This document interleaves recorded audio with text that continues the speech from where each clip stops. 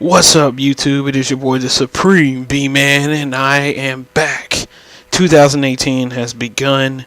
My subscriber count has gone up just a little bit, and I appreciate to all my subscribers, all my viewers, new and old, for coming to my channel and checking out my videos, whether it would be my let's plays, my discussions, my top 10s. I really highly appreciate that. I didn't get a chance to tell you guys that stuff towards the end of 2017, and I apologize for that, but thank you for supporting the channel, to those who support, and to those who are looking to support this small little YouTuber. Please like the videos, or just like this video, subscribe, because I'm going to try to do my best to give you guys some video stuff, quality entertainment type of discussion stuff that I do on this channel, and I'm going to try to keep up with it and make sure I hold my promises. So that is the main thing that I'm going to try to do for 2018 on YouTube at the moment in time. Not hoping to get YouTube big, but that's not necessarily the point. It's more of me just getting out there and just kind of throwing out my voice out there among the voice of the voiceless kind of deal that I'm trying to do. So let's jump into this big Marvel Infinite discussion. That's right.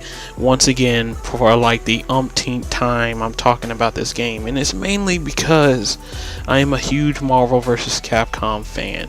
Ever since Children of the Atom, all the way to the first Marvel superheroes, to Marvel vs. Capcom 1, 2, and 3. I've always been a fan of this game, mainly because it was basically Capcom's version of Smash Brothers, taking their IPs, their Street Fighter characters, their Resident Evil characters, whatever characters they got, and teaming them up or going up against the Marvel superhero lineup of like Captain America, the Hulk, Thor, Iron Man, just a sleuth of characters within one single fighting game. And like I said, it's basically Capcom's Smash Brothers, and there's a huge fan base out there that follows Marvel vs. Capcom so heartedly, and you know, they're huge fans. But unfortunately, last year when Marvel Infinite was announced, people were hyped, but at the end of the final launch of the game, a lot of people were very disappointed with a lot of the graphics, the faces, the story mode, the roster, mainly the roster, which is really what really killed everybody. And the only solitary thing that really held up the game was the gameplay itself, which made itself much unique than other Marvel Capcom games. And in this case, with that being said, it still wasn't necessarily enough for the game to kind of hold out on its own. So right here today, to start off 2018, I am going to try my best once again, because this is my maybe my second, maybe third, fourth, fifth time throwing out my opinion and throwing out an idea on how to fix Marvel Infinite. Now at this moment in time, I don't expect Capcom to throw in their gauntlet just yet. You know what I'm saying? Like, they're going to try to make a comeback. It's not time right now. I'm going to say right now, at this moment in time, it's January 26th is going to be all about Dragon Ball Fighter Z. There's no telling when Soul Calibur 6 is going to be announced and when its due date is coming.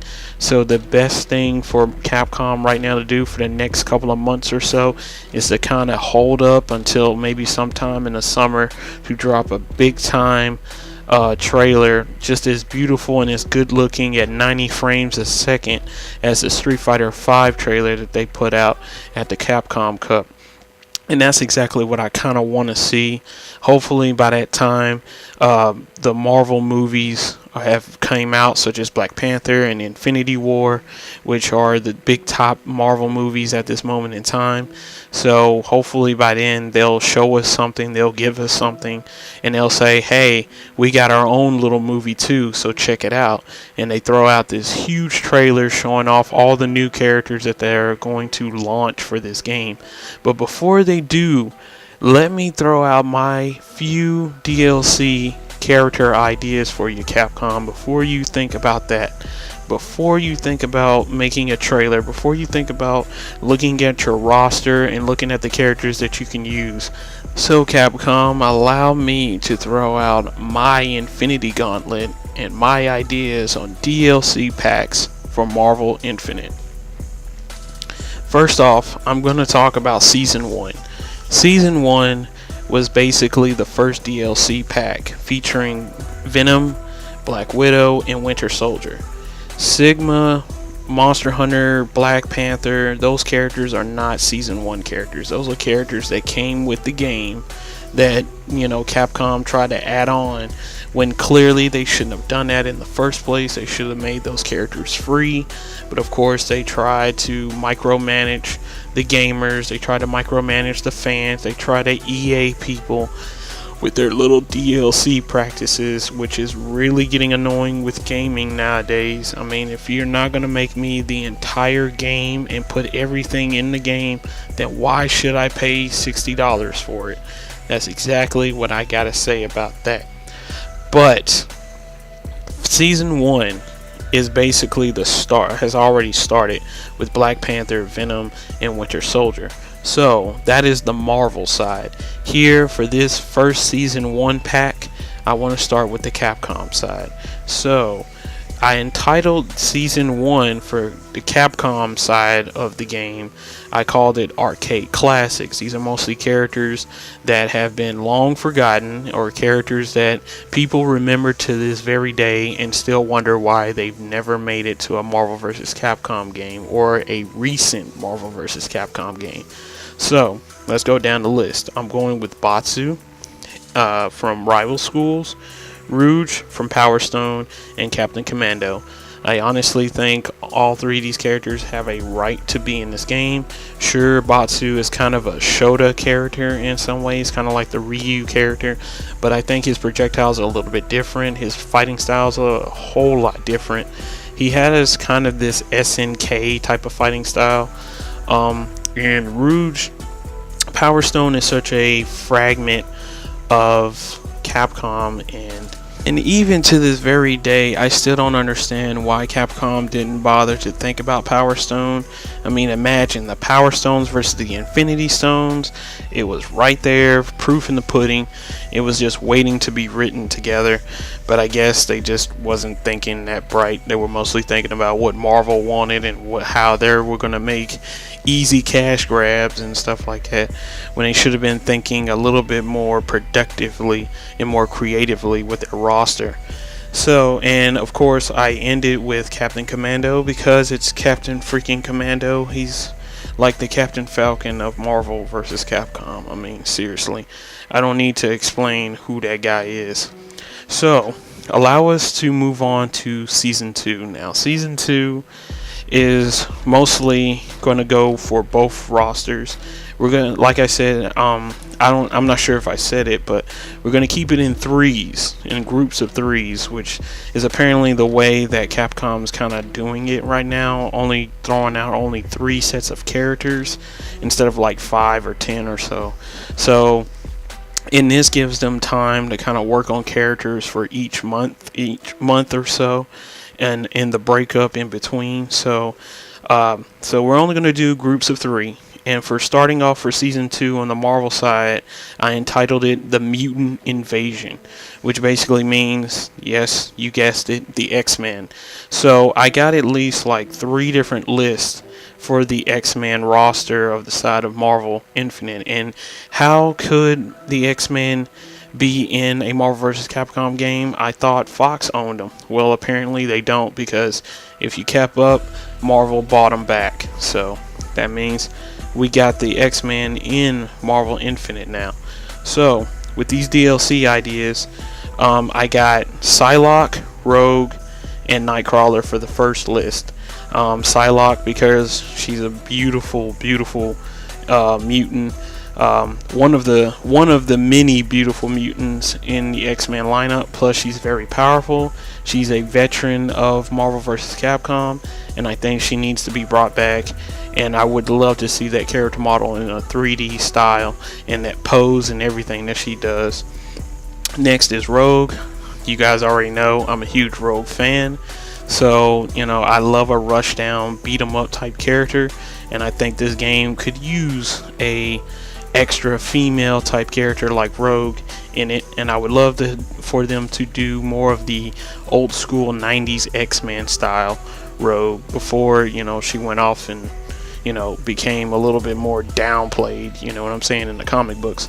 And then, of course, finally, which is the fan favorite, Nightcrawler. And people love Nightcrawler. A lot of people are huge Nightcrawler fans. I think most of the time people always ask, where is Nightcrawler in the movies? Like, the first set of X-Men films didn't have Nightcrawler in it, and people were just screaming for that character. And they wanted him to be featured in just about every single X-Men movie there was ever since his first debut in, I think, X-Men 2. So, I think he would be very nice to have. He'll be a character that can teleport from left and right and all over the screen. He could rival even Strider. I think Strider has like a little mini teleport too, but this will be, Nightcrawler's gimmick to be able to bounce around all over the screen, just teleporting here and there. The next list is going to be the Juggernaut, Magneto, and Emma Frost. I just love big, brooding, badass characters, and Juggernaut is one of my favorite mutants among the X-Men lineup, especially one of the bad guys. And I think that's what this game also lacks, is a lot of bad guys. I mean, sure, they got like maybe 5 or so, but look at the hero team side of it. I mean, there's so many heroes, there's not enough villains to like overthrow them. I mean, sure, some of the heroes are like anti-heroes and stuff like that, but that's not full villain for me. I mean, when you say anti-hero, that's like in-betweeners. We ain't got time for that. So I would love to see a full villain, big ass, badass character like Juggernaut. The next one is Magneto. Of course, my name is Magneto. Welcome to die. And I think he needs to be the one that comes in and says something like that in one of the character intros when you start up the fight.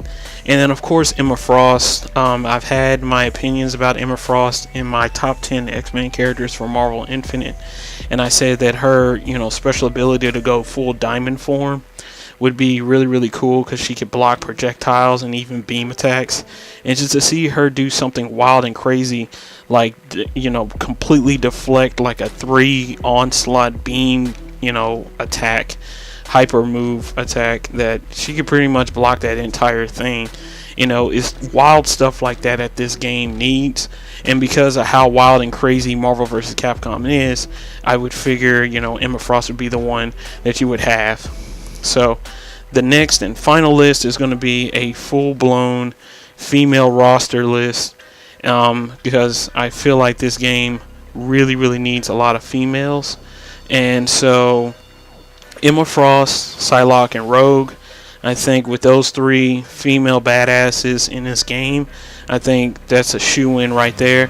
You would be getting appeal from, of course, the male audience. I mean, they would love to see female characters play with female characters in their fighting games. And then secondly, you showing very strong, powerful females like the mutants. I'm not saying that characters like Captain Marvel or even Gamora aren't strong or anything, or even Black Widow aren't strong female characters or anything. It's just that I feel like this game is lacking the female side, and it's not enough of it. So I feel like they need more of that to kind of give them a push up in sales and stuff like that. You need a little something, you know what I mean? Moving on to Season 2 for the Capcom side, I'm going to name this one the Godslayer pack. So these God-slaying badasses of Capcom are now coming to Marvel Infinite, and the list considers Ata Tommasu. I have a hard time saying that name sometimes. Ashura from Ashura's Wrath, and Jean from God Hand. Now, I already mentioned both Ata Tommasu and Ashura in my top 10 Capcom list. And, Ata Tommasu, I didn't have a problem with that character. I feel like that character should have been in this game from the start. I mean, maybe it was too expensive to do, high quality HD fur, but that's BS. You know what I'm saying? Just do it. You can figure a way to get around it or whatever. And I think the character is actually pretty unique. I thought the character was really cool in Marvel 3, and I think she needs to make a comeback. And of course, Ashura from Ashura's Wrath, he's basically the Kratos of Capcom. So, with the wild and crazy stuff that he was able to do in his game, I don't see why he wasn't in this game at launch. And of course, Jean from God Hand. Now this one's a little stretch. I'm not sure if Capcom wants to go back to God Hand, because first of all, they worked with alongside Clover, which I'm not 100% sure if they were partners at the time. I don't know what the controversy is around that. I don't know if there is. I just heard stuff on the internet. But and of course, most of their old team members who have left Capcom used to work on God Hand. But at the same time, I don't see why they can't somehow bring that character back to life and bring him to Marvel Infinite. I mean, he just begs and screams enthusiasm and creativity.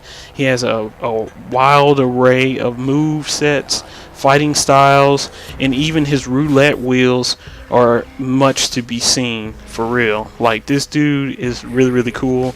I just recently watched my little brother play God Hand and beat the living crap out of the game, and it just makes me go in shock and awe on why that character isn't in Marvel Infinite right now. Finally, we're moving on to Season 3. And for the Marvel side, I entitled this particular pack We Are Four. And of course, that means the Fantastic Four are here. They have arrived. And so, with that being said, I have brought in Dr. Doom, of course, Mr. Foot Dive himself, Human Torch, because he's never been in a Marvel vs. Capcom game at all, and Susan Storm.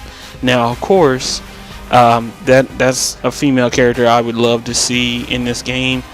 Susan Storm is not someone to be messed with. I mean, sure, some people like to make jokes about her, but you don't know the full extent of that type of character. I mean, she can make bubbles that can literally suffocate you. You know what I mean? She can put an invisible, sphere into your body and expand it and make you explode. It's just some crazy stuff that an invisible woman can do. But she's really cool. She's a really badass female character. And again, she's a female character. And I think this game needs some female characters in it. So, Susan Storm would be, a unique character added to this game.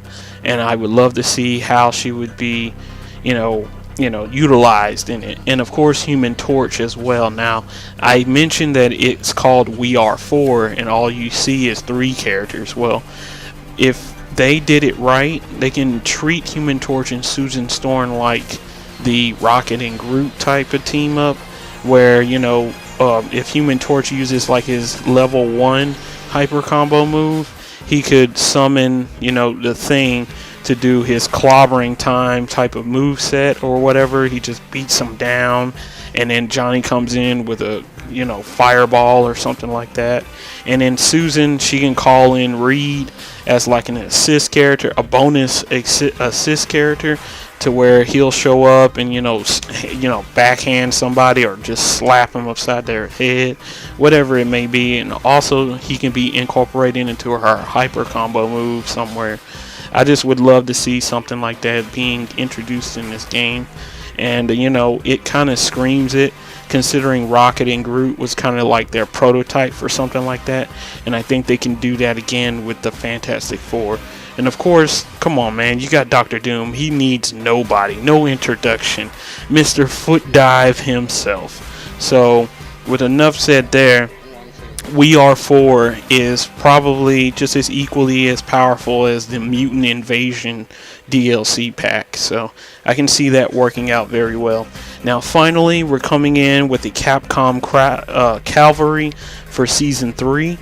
And for this one, I had to kind of sorta kind of scrape the bottom of the barrel a little bit and try not to like recycle the same old characters from recent Capcom games, and more of trying to feature more newer faces a little bit. So for this list, I keep putting this dude on my list over and over again, Dmitry Maximoff. And I added Q from Street Fighter Third Strike and Jill Valentine. And Jill Valentine is actually a really cool character in my opinion. This is a good time to kind of revamp her character. Maybe put her in her old school Marvel vs. Capcom 2 outfit and have her old Marvel vs. Capcom 2 moveset with some added features from, like, you know, Resident Evil 5 and 6 and stuff like that. Q, he is a long-awaited Street Fighter character that people have been asking for in Street Fighter 5 or even in Marvel Infinite, and I think he fits more in Marvel Infinite a little bit better because of how goofy the character is a little bit, and I think he's the type of character that can fit well in this game. And of course, Dmitry Maximoff, I've been asking for this character for a long time, and I don't know what's the deal with the character. I don't know why everybody gets up in arms about that. The fact that they feel like that the creators of Darkstalkers don't want to put the character in there because he's such a powerful character and such a very popular character and well received, that they feel like that he doesn't need to like show his face to this game. But that's a bunch of nonsense, because honestly, this game needs somebody like Dmitry to show up. And just in case that Capcom doesn't agree with Q, I decided to throw in Jury from Street Fighter 5 or Street Fighter 4, whichever version they choose.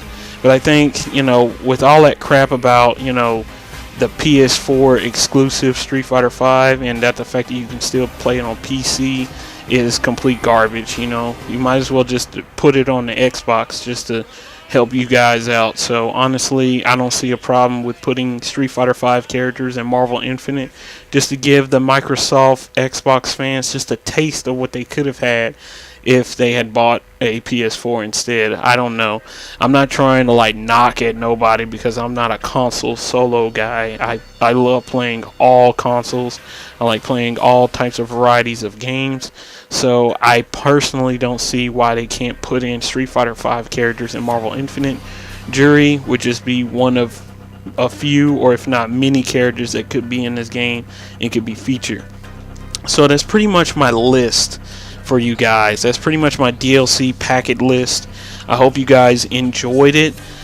Sorry if the video is just a little too long. I know it's a little bit over 20 minutes, but I tried to kind of get everything out there and try to let you guys know that I'm still thinking about this game. I still would love to buy this game, but this game needs more.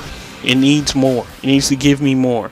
They need to just fix and balance some of the characters, because I'm hearing a lot of stuff, a lot of ridiculous shenanigans that's going on in the game, and they need to bump up the graphics just a little bit.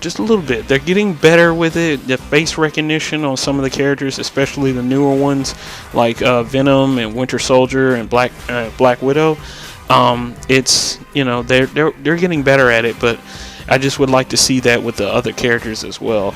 So they can either agree or disagree with me on these DLC packs. I'm just throwing out my ideas. So Capcom, please take my ideas for free. I'm not like you in charging you a whole lot of money. I just want you to make a good Marvel vs. Capcom game. That's all I'm asking for. You know what I mean? And if you gotta make Marvel Infinite Arcade Edition or whatever it is that you gotta do, then do it. If it's going to save this game, just please put in some more characters in this game. I understand some people have told me, you know, that 50 character roster limit is a little too much for this game. Well, then you're not willing to open up and expand your ideas or expand your game to the fullest. You know what I'm saying when you say that? Because a wild and crazy game like this, and like I said before, this is Capcom's version of Smash Brothers, and Smash Brothers at least had almost over 50 characters in it. I think. I'm not 100% sure on that. Don't quote me on that, but they had quite a few characters in that, and that's pretty much all the Smash Brother characters from all the Smash Brother games. So I don't see why Capcom couldn't do the same thing with Marvel Infinite. But anyways, guys, that's enough rambling from me. I would love to hear what you guys got to say in the comments below. If you don't mind, hit that like button. And if you definitely don't mind, can you optic blast that subscribe button? And as always, it's your boy, the Supreme BMan, and I will see you guys next time. Deuces.